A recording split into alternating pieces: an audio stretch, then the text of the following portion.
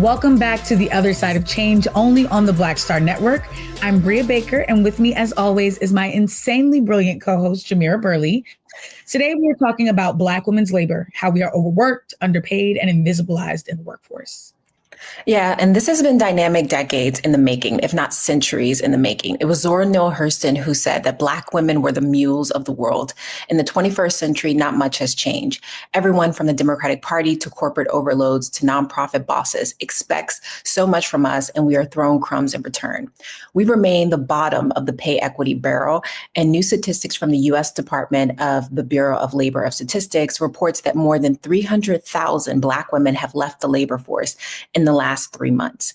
This is shocking, yet unsurprisingly, considering the constant attack on our ability to get access to resources and upward mobility. Yeah. Whew, we got to dig into. Yeah, it's going to be an interesting conversation, especially because the two of us, are, as Black women, are directly impacted, but so is the larger Black community. And more importantly, the women who have already lost their jobs. So I'm excited, yes, yet terrified of getting further into the details. But first, the headlines. Okay, well, I'm going to start with some good news in relation to Black women. The rest of the episode is going to tumble downhill. But in Detroit is going to have a Black mayor come November. And it's either going to be a Black man or the first Black woman mayor in Detroit's history. Her name is Mary Sheffield. They just had the mayoral primary, and she carried, I think, something like 50% of the vote, with the next person behind her bringing in like 17% of the vote. So won by a landslide. She'll be going up against a man named Solomon Kinloch, who is a megachurch leader and an auto worker. And I think we're in a place where Detroit can't really lose in this situation. But I, for one, would be really excited to see a Black woman take this position, to see a Black woman in leadership and being able to steer such a historically Black and like meaningful city to the Black community. So shout out to Mary Sheffield and good luck in November.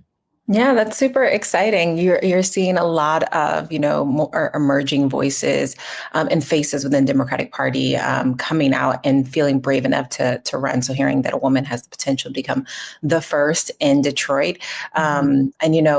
I'm all for the idea you need to not only have good policy, but also good representation. So people from the community can see themselves in positions of power and being able to vision that for themselves in the long haul.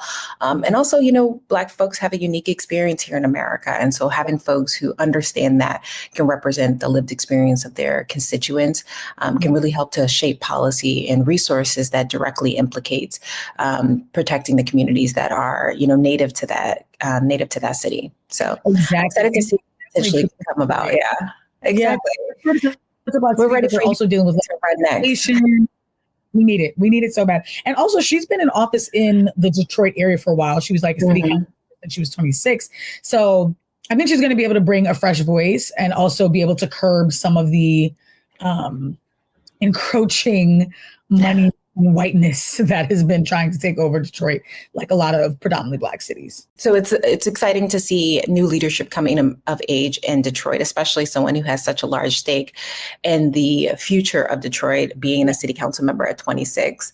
I don't even remember what I was doing at 26, but creating policy and representing my constituents probably was not that. So yeah, super excited for that. Unfortunately, I do not have exciting news. The Trump administration is now requiring universities to hand over admission data about race. This is coming after months and months of attack on everything from critical race theory to DEI to who gets access and who has the ability to be represented in universities, especially through a race-conscious admission. We know for generations, universities have been closed off to the vast majority of minorities, and only through the access and through the legislation of consideration of DEI, through the development of affirmative action, Black folks, more and more people of color were able to get access to the halls of these Ivy League institutions. And now we see Trump, who only got into an Ivy League institution, the University of Pennsylvania, because his father wrote a check, now trying to limit other folks from getting access. So Brown and Columbia University have signed an agreement in order to get access to federal funds, to now being willing to hand over student data regarding their admissions. And if the administration does not like a particular candidate based on race, they can potentially veto that decision to accept that student in the university. And I think this is dangerous. I think this is dangerous for so many reasons. Is because we know that, as I mentioned earlier, there is a unique experience, a Black experience in America, and to not be able to take those things into consideration when providing access to institutions that traditionally are not accessible to them, we're going to continue to see universities become white and more white than they have ever been. No, 1,000. And what's also crazy is I'm so glad that you brought up the like buying your way into these spaces. You know, there's so much attention on whether it is fair to consider race as a unique experience. But what does being legacy and coming from money add to the student body? How will anyone learn from anything you're bringing to the table except for how to hoard resources and power? And so we're going to see this concentration of power amongst the children and grandchildren and great-grandchildren of the same families. Same white families, let's be clear, the vast majority of them, yeah. Exactly, and that's exactly what they want, which is really frustrating. I mean, to continue on with Trump's BS, his new tariffs are also going into effect this week. There's going to be imports on anything coming from Japan and East Asia. The imports are even higher coming from Europe. And this is all obviously going to fall on American consumers at a time the economy could not be struggling more, where people are out of work, where grocery prices have not gone down significantly, despite what Republicans are trying to claim credit for, and where people are really worrying about how they're going to survive the next 3.5 years. I mean, it's been a long 2025 so far, and it's only getting longer and more expensive. And it's this, you know, while we are going to be covering the costs of getting cars and clothes and food, Trump's talking about building a ballroom, and he ripped up the road patio and all this other BS that we do not need and no one ever asked for. And it's just like, what happened to the whole saving money and giving out checks that you said you were going to do? Well, it's ironic that you mentioned that, because it looks like DOGE actually cost the American consumer more money than they ever have. Yeah, through the implementation of DOGE trying to cut programs, we've actually cost the American consumer more money. And the US government has spent more in the last 6 months than they have in any other administration during this time period. So yeah, there's never been an effort about saving money. It's been about excluding minorities from getting access to their most basic civil service, most basic resources within their community. So access to food and housing. But also this impacts white folks as well, like people who are living on the margins of society, who have now been stripped of their ability to get access to their federal health affairs, folks who have not been able to get access to food stamps and have been kicked off of Section 8 housing. And now you have this implication of how it's going to impact you when you show up to the grocery store, right? Prices are going to rise, which ironically is one of the things that Donald Trump promised during the campaign trail, that he would work to decrease over time. And now he has walked back those efforts and have only, continue to hit the pockets of the consumers. And I question, where is this going? To what end, right? At this point, to what end are we going to continue to do this? And it feels like it feels like America is about to file for bankruptcy after the Trump administration. He's continuing to strip resources. Maybe that's his plan. Yeah, he's extremely successful at doing this. We've seen it on multiple occasions, which is always interesting when people say, Donald Trump is such a good businessman. Where? How? When? Where? Like, give me an example. His plan is to tank and then to get loans from family and loved ones, and then to tank something again. And he just continues to fail up in a way that we are never allowed to, which is also why it's so frustrating to see what the implications of his choices are on those of us who have had to work twice and 3 times as hard.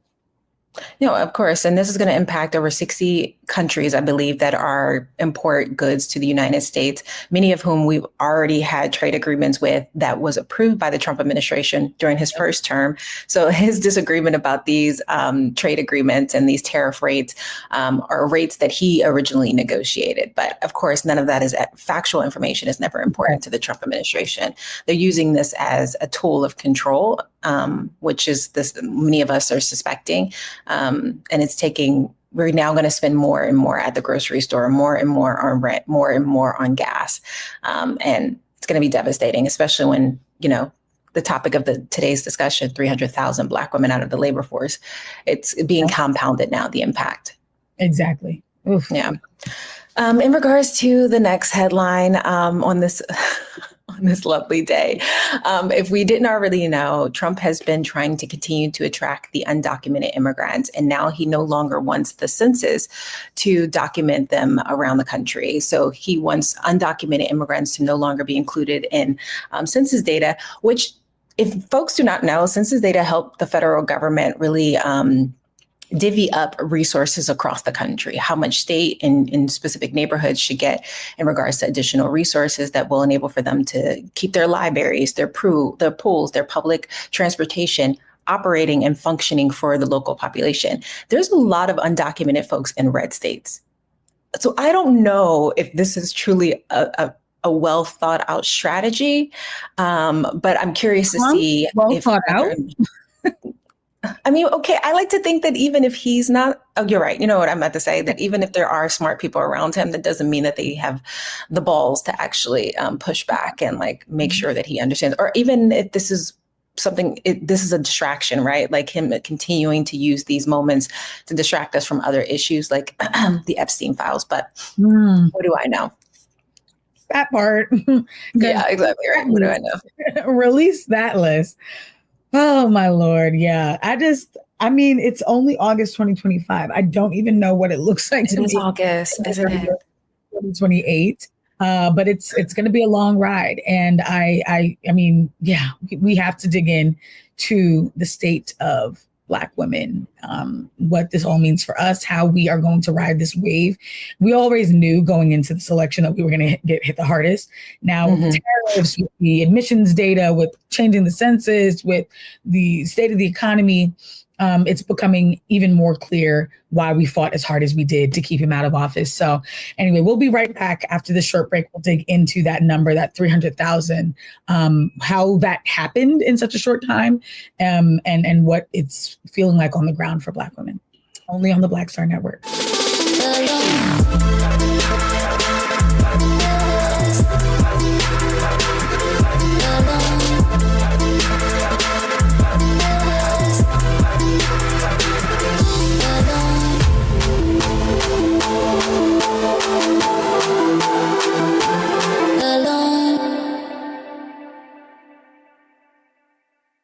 Hello, I'm Isaac Hayes III, founder and CEO of Fanbase. Listen to what I'm about to tell you.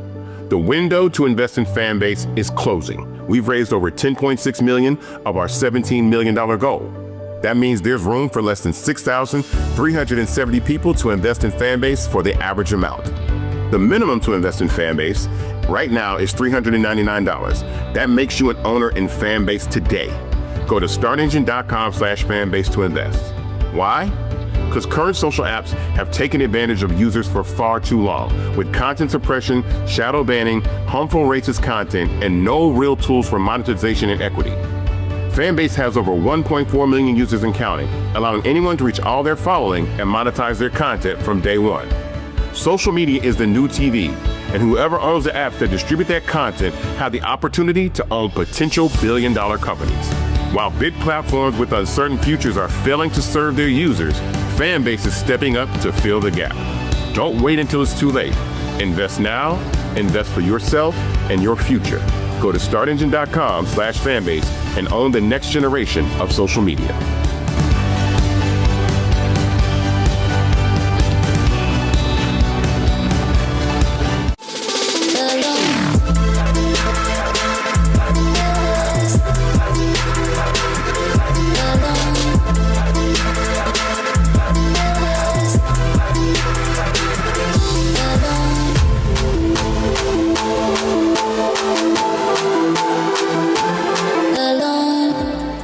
Welcome back to the other side of change. We just finished unpacking some of the latest headlines, really rough headlines. And now it's time to talk about Black women's labor and the way we have been rocked by these attacks on DEI, these federal job cuts, civic burnout, the continued fall from COVID-19, and so much more. We are currently experiencing one of the highest unemployment rates in the country right now. And it's as if no one is batting an eye. I'm batting many eyes, okay? MSNBC was the first to report that 300,000 Black women were pushed out of the workforce in the last few months, in 2025 alone. Most of these cuts are the result of the Trump DEI rollback and DOGE job cuts, seeing as the public sector like health and education are heavily populated by Black women than any other industry. And so DOGE was a direct attack on the labor of Black women and Black communities. Yeah, and we'll get into this later too, but I mean, they specifically went after agencies and departments that had this higher proportion of Black women. The Department of Justice, for example, which you would think is something that they'd be attacking heavily, but has a larger white, has more white employees than Black and other minorities, was not as much. And so what's wild is that Black women have lost, as we said, 300,000 jobs, while the Trump administration is proudly taking credit for having added 175,000 new jobs. So it's a gripping reminder that their plans to make America great again have never involved us. They will gladly leave us broke and destitute to make themselves more money. And so any decisions they've made have not included or centered or even marginally considered what it means to have Black women be some of those new jobs. No, absolutely. At this point, I can only assume that this is very intentional, right? There was a report essay in ProPublica earlier this summer that was very triggering, even before the larger story got fleshed out around this 300,000. The article was called "Dismissed by DEI: Trump Purge Made Black Women with Steady Federal Jobs an Easy Target." And it profiled Black women across the federal department who have been intentionally pushed out of their jobs and had nothing to do with DEI at all, confirming that what was always known to be true, that this was a witch hunt. But to going after the Department of Education, the USAID, and other agencies, Trump intentionally went after departments where Black women made up more than a quarter of the employees. And it's just a reminder that, reason why Black women are in public sector is because we feel a deep connection to improve the conditions of the world around us. And so for the Trump administration to target departments that were intentionally working to give kids around the world healthy options to food, to make sure that our water was clean, to make sure that our government was functionally accurately, to make sure that we were practicing diplomacy around the world, including here in the United States. Those were intentional, not only to push Black women out of the workforce, but also to kind of remove America and largely influence, good influence, to create, state collaboration with other states that would have enabled for us to build bridges versus build barriers with other communities. I couldn't have said it better. You're so right. And I remember that article. There were Black women that they had kind of included who'd served in the government for decades under many different presidential administrations, kind of proving that their work was nonpartisan, right? And they were stacking to the curb as soon as Trump's second term began. A lot of these employees, I think several hundred of them, are working with the ACLU to sue the Trump administration because they're seeing this as an infringement on their First Amendment rights, that none of their work through the federal government was actually considered DE&I, even though that should not be a bad thing if it did.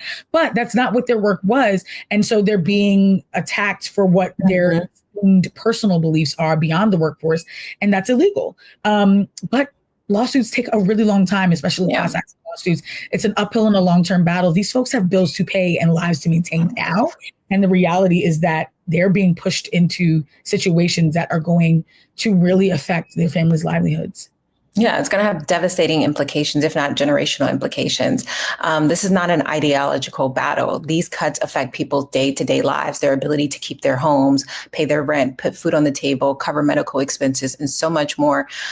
Trump and his minions are forcing Black women to financially into financial holes that they've never faced before. And who knows how long it will take to recover, if they ever recover, as a result of being locked out of the workforce, especially when we know that other industries are not hiring at the speed that they were just months ago.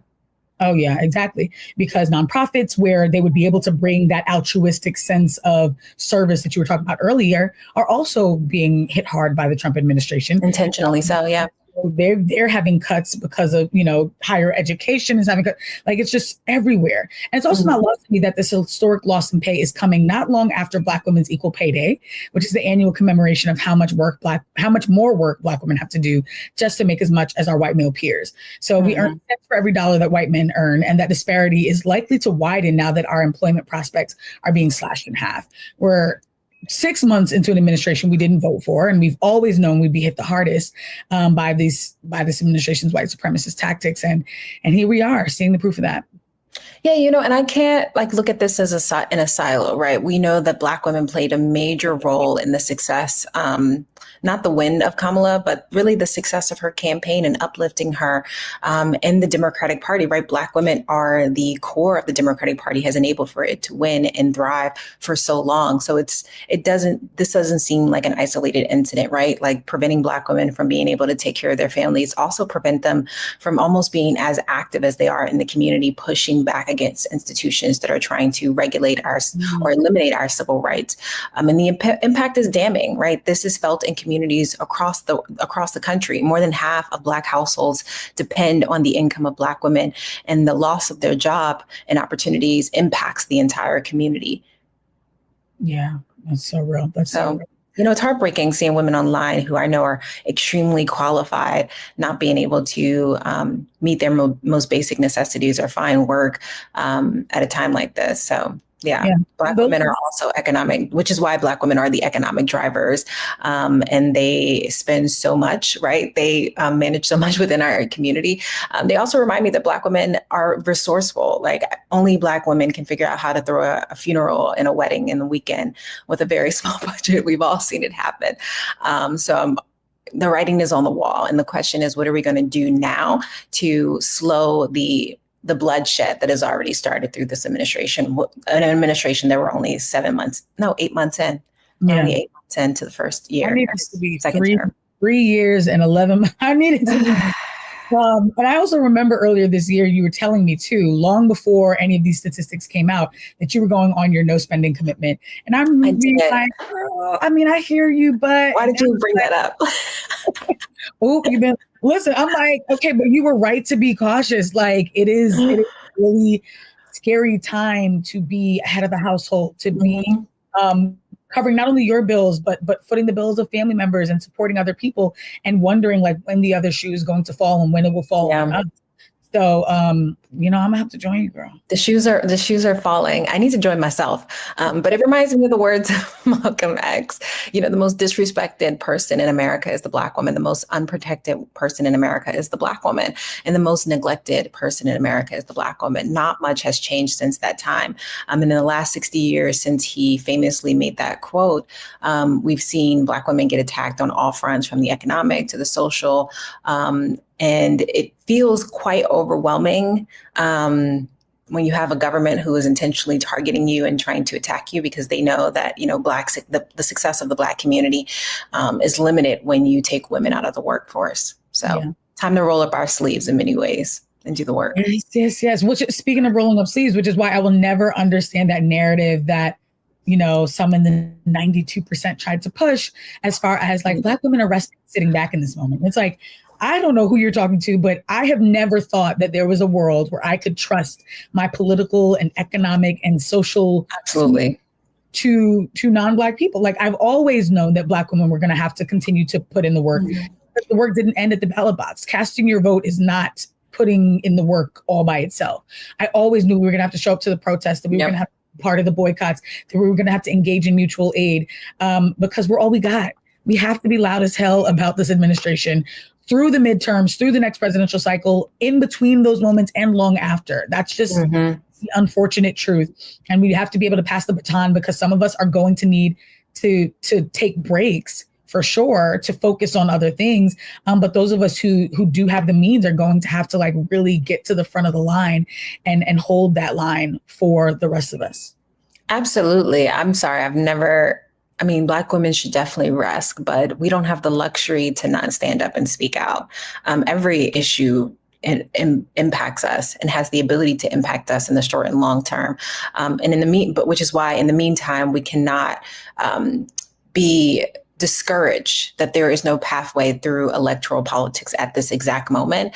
But there are other ways to free ourselves and to help to fill those gaps created by this administration. And I'm so excited to dig into that after the break. So thank you all for watching. You are watching The Other Side of Change only on the Black Star Network, and we'll be right back.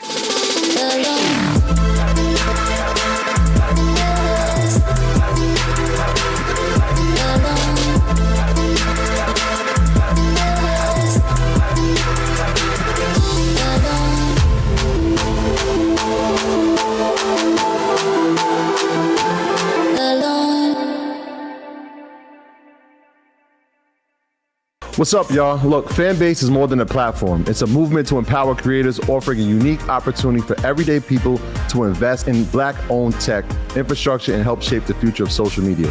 Investing in technology is essential for creating long-term wealth and influence in the digital age. The Black community must not only consume tech, we must own it. Discover how equity crowdfunding can serve as a powerful tool for funding Black businesses, allowing entrepreneurs to raise capital directly through their community through the Jobs Act.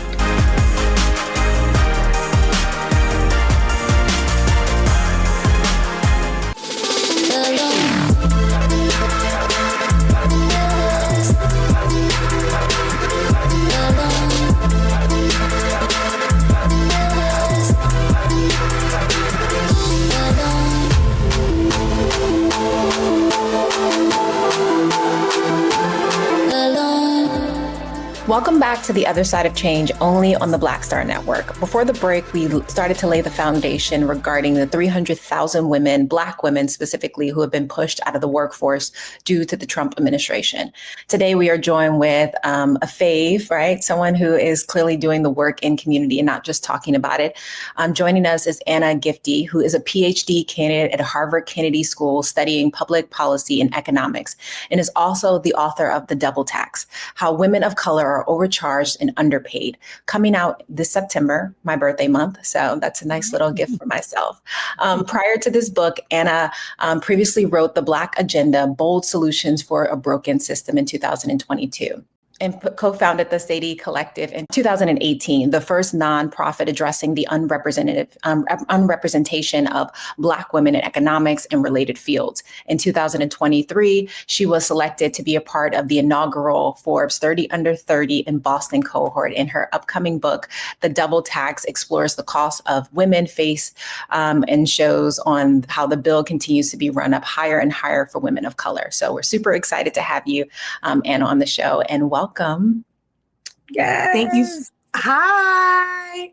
Thank you so much for having me. I'm actually gonna shift the camera slightly. Yes. Likewise. So I'm so honored to be here, and y'all are my faves too. So excited. Oh, Yeah. good. I love when we get to fave each other, stand each other. No, we're so excited to have you, Anna. And truly because what I think is so brilliant about you is that for those who do not follow her now. Mm-hmm. You are so funny on social media. But underneath all of that, no, she's hilarious. And do not follow her during Black History Month, though, because you will be bombarded with Rachel Dolezal memes and all Oh, I love it. But beneath all that humor is so much brilliance. And like, I'm really excited that you'll be able to take us through these numbers in a way that is nuanced and like takes everything into account. So let's just start with, walk us through this crisis we're in the midst of. Yeah. The U.S. Bureau of Statistics dropped these figures. Everyone's been talking about this 300,000. Mm-hmm. It's clearly a systemic problem. What do these numbers really mean? And how did we get here? Yeah. So let's go ahead and zoom out for a second. First and foremost, thank you all both for having me on the show, and shout out to the crew behind the scenes. Super appreciative of being here and being on this particular platform. So let me start off by just saying what maybe a lot of folks aren't saying, but this is the facts. This economic crisis is manufactured. Does that make sense? Right. So we are in a crisis that does not necessarily need to be a thing right now. We're essentially at the mercy of a man's ego. And that's essentially how we got here. Right. So there's a couple different things moving like around in terms of how we're thinking about the economy more broadly. And I'm going to focus on two today because I know we're talking about Black women and how they've exited the labor force, which we'll go ahead and define in a second. The first thing is these tariffs. You guys keep hearing about these tariffs, right? Mm-hmm. So the way to think about tariffs is that, you know, when a business is importing items, they have to pay for that to be imported into the States. And sometimes when they're importing those items, there's a tax on that, right? So the government can collect money from them importing those goods.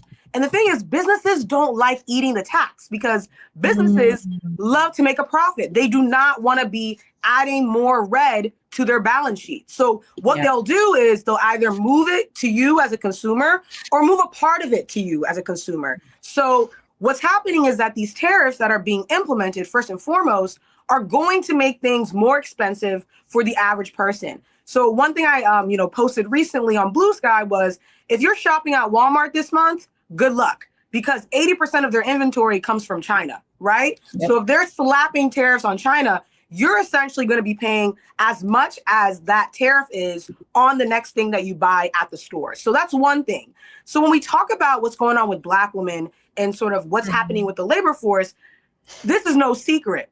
DOGE, I don't even know what they're called, the Department of Government Efficiency, though they're very not efficient, has gone in and essentially slashed the federal workforce. I don't know if folks know this, but the federal workforce employs about 2 million people, okay? So what happens when a couple 100,000 people lose their job?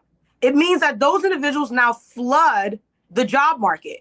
And so at the time, maybe you're looking for a job, suddenly you're competing with 1,000 other people for that same job, right? So essentially, this is what we would call it an employer's market, in the sense that employers now have an advantage to hire whoever they want. They can, pay whatever they want because they know people are looking for jobs en masse. And so how this ties then to what's going on with Black folks and what's going on with Black women in particular is that a lot of times when an economic crisis is about to hit, it hits us first and it hits us hardest, right? And what happens is a lot of these economic entities won't pay a whole lot of attention to what's going on with the Black community because they say, that's like 12% of the population. In the case of Black women, that's 7% of the population. Like, I'm not really going to be paying too much attention to what's going on with them. I think it might be 14% actually, right? But what's happening with us oftentimes is a signal of what's coming next. And that's something that I'm happy to talk about in the next question. Yeah, I appreciate you laying the foundation regarding the fact that this is manufacture, right? It is a crisis, does not need to exist. And it's also Black women are the canaries in the coal mine, right? We are the first ones hit, and that should be an indicator for everyone what is to come.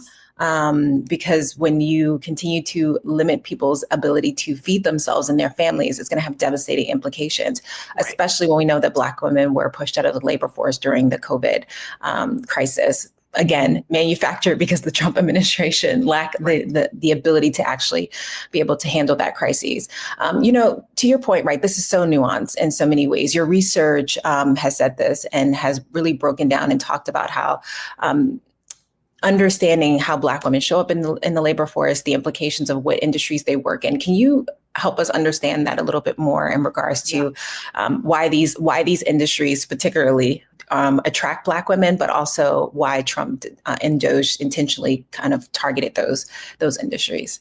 Yeah. So, again, let's zoom out a little bit and kind of define some terms. There's something called occupational segregation, right? So it's this idea that there are certain... Really? There are certain occupational jobs, segregation, yes. There are certain jobs that intentionally push away certain groups of people, which means that your options as maybe a Black woman or a Latina woman or a Latino man or whatever are limited because those types of jobs are going to be discriminating against you essentially to get opportunities in those sectors. And so what we've known historically is that post-enslavement, Black women essentially were in these industries that were sort of akin to what was going on during enslavement, right? So agriculture, domestic work. And what we also know from the data, right, is that women in general, but also Black women more particularly, are overrepresented or at least proportionally represented in 8 out of the 10 lowest paid careers in the United States. So you might be wondering, okay, so how does that kind of tie into what's going on right now? And more specifically, what's going on with Black women. So one thing we know is that Black women and Black people in general have been hired in droves by the federal government, right? So this is one of those economic policies that was pushed forward. And so a lot of Black folks were able to get job opportunities and use federal jobs as a way to step up economically. As we're seeing, right, the gutting of the federal workforce is intentional on two fronts. One, they want smaller government, but really what they want is more control over how things are done in the government, right? So sort of taking a private sector approach to the public sector. But the second thing is it's kind of two birds with one stone for them. Not only are they trying to exert more control over things that have civil protections, but they're also trying to gut civil servants that they know are disproportionately represented amongst minorities, right? So minorities tend to have these types of jobs because they're good paying jobs, they have good insurance, and a lot of those jobs, you know, through certain policies, we're able to be, you know, able to hire folks who come from those different groups, right? So with that in mind, you're getting rid of the minorities that you don't even think deserve the job, and you're also exerting more control over the government in a way that is akin to the private sector. Either way, it's a lose-lose for the American people because you're losing people who know what to do in the government, right? It's not like he's replacing people who are intelligent and qualified. No. We've seen it at the top, right? The top alone is telling us what's going down south, right? Essentially, he's putting people there that are not qualified, that don't have your best interest at heart, and that ultimately want the worst for you. I'm not going to even sugarcoat it. They do not care about you, right?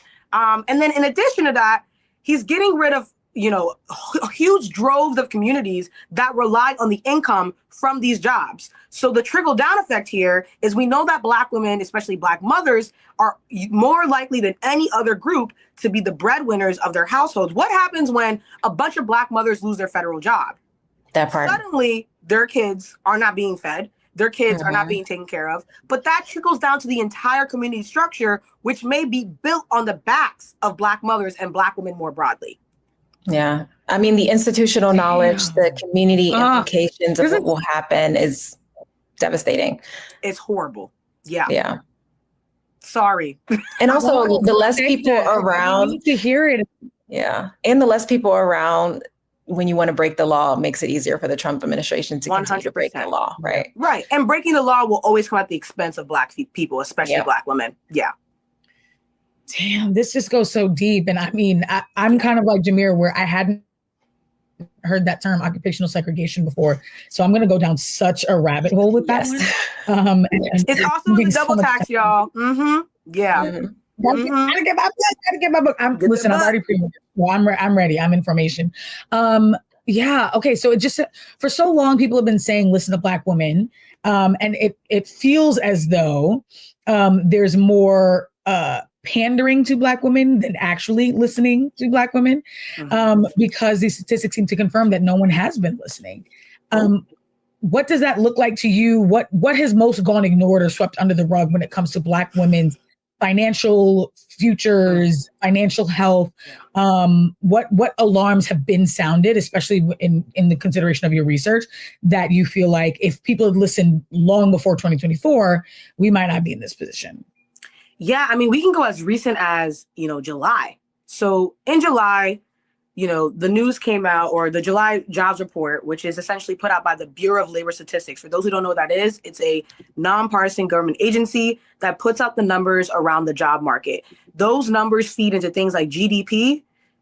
That helps us determine the sort of like inflation, what's going on with our overall economy. But of course, for you, it might matter because you might want to be curious about what the unemployment rate is, who's finding jobs, et cetera.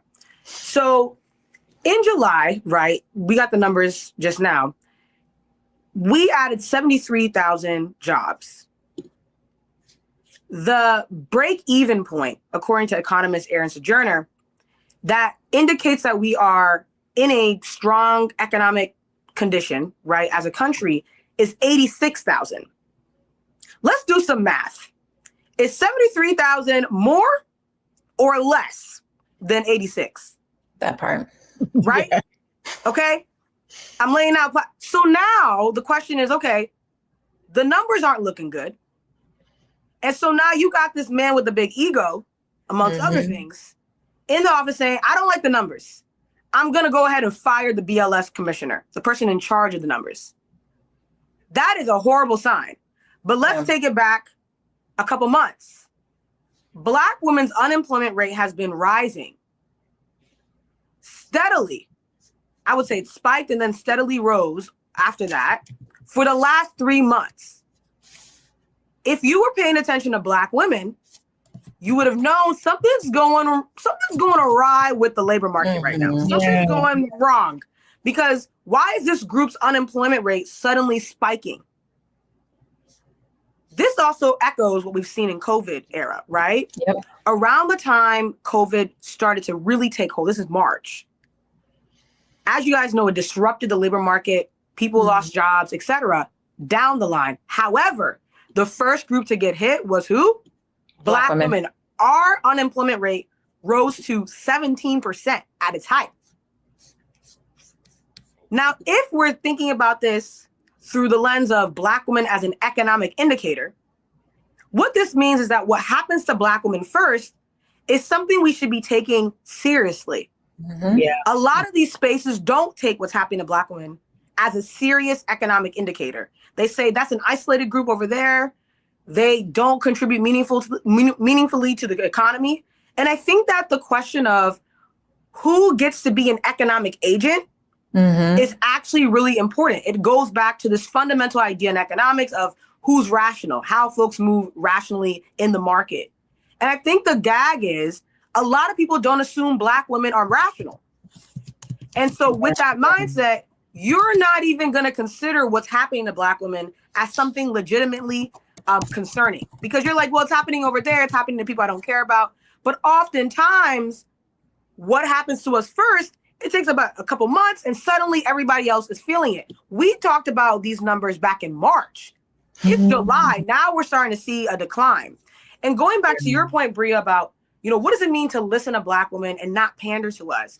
It means to take us seriously, our outcomes seriously, our economic reality seriously. Because even if you don't think I'm a human being, the economy does. I'm still a consumer. I'm still a taxpayer. I'm still using my money to buy goods and sell services. So just because you don't think that I deserve rights doesn't mean that my dollar is any less. I'm contributing. And I also think it's important to note that these are not low paying jobs. These are women who are mostly who are losing jobs that would have enabled for their families to be middle class, right? These are college educated women. Black women are some of the most fastest growing. They are the fastest growing population, most educated population in the United States. And we're talking about middle class women losing jobs and have lost jobs since the pandemic that are now, we're talking about hundreds of thousands, if not millions of dollars being taken from the Black community. These are going to have rippling implications across all sectors that rely on us participating. Exactly. Absolutely. It's kind of funny when they think we're not agents of moving the economic needle, but we're the breadwinners and high breadwinners in those communities. So it's literally disgusting. Right? And I would say, just as a bigger point, this is why there are attacks on DEI and higher ed, right? I wrote an article for Bloomberg a couple months ago where I said the attacks on DEI are, yes, they are, a distraction, whatever, but there's something more beneath the surface. They're attacking universities they know are linked to higher economic mobility. Yep. When Black and brown folks enter those spaces, they know folks are going to make money, not just for themselves, but they're going to go ahead and give it to their relatives, give it to those who are coming up behind them. And they are aware of this. And that is what they're gutting intentionally. Whew. What a time to be a Black woman. Right. Every time's a time to be a Black woman. I wouldn't trade it for the world, though. Seriously. No, absolutely not. Wouldn't want to be anyone else but us. Yes. The best. Despite it all, we continue to thrive, which, we know what we're up against over the next 3 years or so. Yeah. But it can feel overwhelming, especially for those who are listening, just who might have lost their jobs or know someone who has. Yeah. How can our elected officials locally and nationally better advocate for us? And what can we do both in the community, both policy-wise and through pushing for corporate practices to help to lessen the implications of what Trump is doing and what the larger labor movement is doing by pushing Black women out of it. Yeah. Whew. There's a lot I have to say about this, but the things that I have to say are in the book, and so you're gonna have to grab the book. I just pre-ordered it. I'm not talking about it just yet, but I really do hope folks pick up the double tax. I do think that there are several solutions across different areas of life. I'm talking beauty, childcare, retirement, career, that are about how do we actually fight this and how do we actually eliminate these disparities for good. But let me maybe tease a couple things, if that's okay. Yeah, a little appetizer, you know what I'm saying? So I would say the first thing that's fundamental to everything is community. I think a lot of times people want to tackle these problems alone, and that is actually not the best way to do it. There's a reason why, linking arms with somebody and someone trying to push you down is a little bit harder to do, right? Yeah. When you're linked arms with somebody, there's a fortress that you're building. And so I think that communities of Black folks, especially Black women, can come together and source resources, right? During this time, we need things like food banks. We need things like mutual aid. These are resources that help folks who are in need, but also folks who may have, happened upon a situation, an economic financial situation that they weren't expecting. And so making sure that we're taking care of each other and taking care of our neighbors matters quite a bit. I think in the corporate realm, right now what's happening is the administration is louder than the employees. And the gag of the matter is, if the employees start making some noise, things might start to shift. What's happening in corporate America is that DEI is not illegal. Yeah? Having a Black employee is not illegal. But the implications from the administration is that if you decide to embark on those things, we are going to make life hell for you. And I think what employees need to realize is that you can make life hell for your employer, right? If they're doing things that are not aligned with you as a body of workers. And what I'll say is, if whatever job you get next, if there's a union, join it, please, right? As a Black woman, as a Black person, you are going to get paid more if you're part of a union, because that's what they do, collective bargaining, etc. But I would also say in terms of, touching on elected officials, I want to say something that hasn't been said maybe on air yet. Please fire people who are not serving you. That part, yes. I don't understand why certain people are in office right now. They're not serving you. They're serving their stock options right now, right? Them being in Congress is about, what kind of information they can gauge so they can make a buck. Those are not the people you need representing you. And if you're looking for, examples of representatives that actually show up for you, look at other states that have those types of representatives. So I'm going to go ahead and put Jasmine Crockett into this mix, right? Where I think the way that she's fighting for her district and also fighting for Texans in general is something to be admired. Congresswoman Ayanna Pressley. Love. Oh my gosh, what's her name? Congresswoman Lauren Underwood. Oh my gosh. Lauren Underwood. Yes. Oh, I love her. Yeah. A silent killer in Congress. Really, really effective leader. There are folks who are fighting for their constituents, and that is the blueprint to follow. Funny enough, who did we just name? We just named 3 Black women. Oftentimes, Black women have a long run strategy when it comes to politics and policy. And so if you really want to get a sense of, okay, what should I be using to make sure that during the midterms, praying that they happen, right? During the midterms, when I'm getting ready to go to the ballot box and vote locally and statewide, that I'm voting for somebody who really cares about me. Pay attention to what they say, but more importantly, pay attention to what they do. And you can look at congressional records. You can look at how people voted on certain things. There are certain people who need to be fired. Say that. Yeah? Immediately. Fired. Immediately. Because they are not representing you and they do not care about you. And so as you are getting ready for the midterms, as you're getting ready for any local elections that are happening in your county, in your state, in your neighborhood, keep in mind folks who are fighting for you to have a more affordable life, a life that's not about survival, but maybe about you thriving potentially, right? And I would also say pay attention to campaigns that are happening nationwide and look at who's pushing back, because that's also a signal. I'll say this, Zohran Mamdani's campaign for New York City mayor is a great litmus test for the people you might want to fire.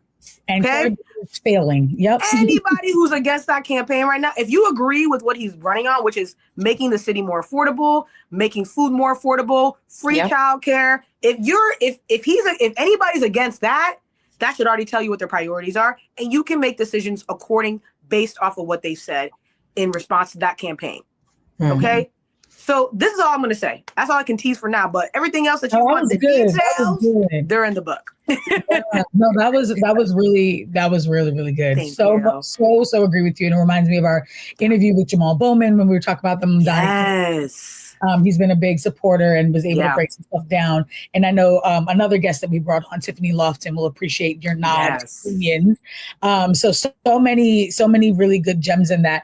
I mean, there's nothing else to say, but where can our listeners find your work, support your work, especially obviously you have your book coming out next month and your upcoming book tour. So tell everyone how they can support those things.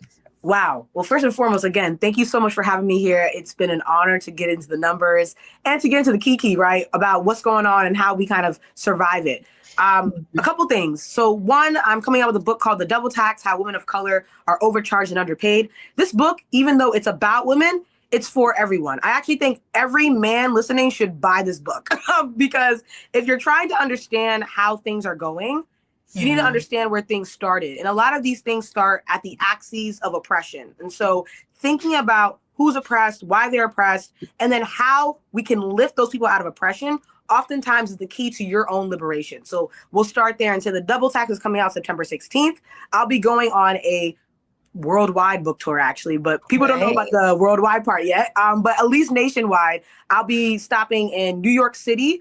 I'll be also stopping in Boston, Atlanta, DC, LA, Chicago, LA, yes, Minnesota, as well as St. Paul. And so the hope is that I get to see some of you in person and we get to talk a little bit about the solutions that apply to your life, but also the types of struggles and challenges that you are facing. So I really, really hope to meet you in person during that time. And then as for socials, Brea kind of mentioned it. I'm an unserious, serious person, right? So I'm going to go ahead and make light of things, but I'm also going to focus on the facts. One thing about me, I'm going to cite my sources every time because people are just out here lying through their teeth. So, in terms of getting factual, but also entertaining information, I'm happy to be that person for you, especially on the economy. And so you can follow me at It's Afronomics, ITS, Afronomics, which, Black folks economics, that's kind of the inspiration, on Blue Sky and Instagram. And then, of course, if you want to learn more, just look at annagifty.com. I have some of my research up there. There's some more things about the book up there. But again, this has just been the greatest honor. And I'm super, super excited to connect with a lot of you and also to connect with the host offline.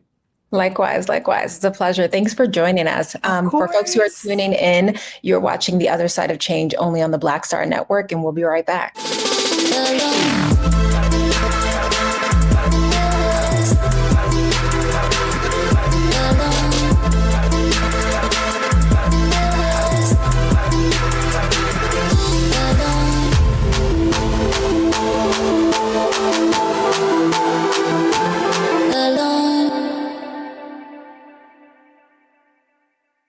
Hatred on the streets, a horrific scene, a white nationalist rally that descended into deadly violence. White people are losing their damn minds. As an angry pro-Trump mob storms the U.S. Capitol, we've seen We're about to see the rise of what I call white minority resistance. We have seen white folks in this country who simply cannot tolerate Black folks voting. I think what we're seeing is the inevitable result of violent denial. This is part of American history. Every time that people of color have made progress, whether real or symbolic, there has been what Carol Anderson at Emory University calls white rage as a backlash. This is the rise of the Proud Boys and the Boogaloo Boys. America, there's going to be more of this. Here's all the Proud Boys, Dave. This country is getting increasingly racist in its behaviors and its attitudes because of the fear of white people. The fear that they're taking our jobs, they're taking our resources, they're taking our women. This is white fear.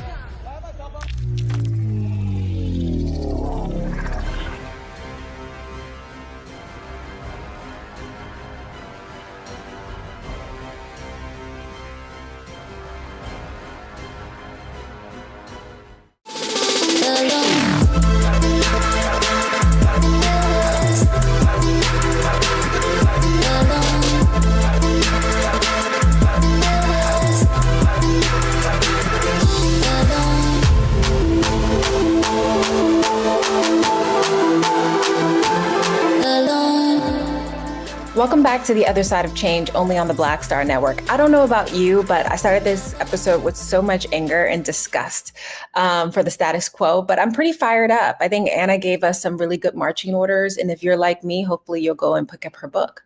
Yes, exactly. I feel the same way. As Jamira said, pre-order her book, The Double Tax, How Women of Color Are Overcharged and Underpaid. Also support initiatives like Felicia Butterfield's new one, The Global State of Women. It's a rapid relief fund where Black women who are unemployed and are experiencing economic and financial crisis in this moment can request aid to cover rent and other expenses that just come with being a living human being in this moment. Also, Disha Dyer, who I love so much, is running a fundraiser to cover Black women's therapy during this time in partnership with the Loveland Foundation. So we're going to try and drop those links for y'all so that you can continue to show up. But if you know someone in your life, show up for them. This is a time where we need to pull one another up. And I'm leaning into how we can do that together. No, and you just gave 3 examples as a prime example that, Black women are not resting in the face of tyranny. So I'm excited. Then hopefully you all can get connected to those resources. As always, you're watching The Other Side of Change only on the Black Star Network. Until next time, never stop fighting for a better tomorrow. We'll see you in the next episode.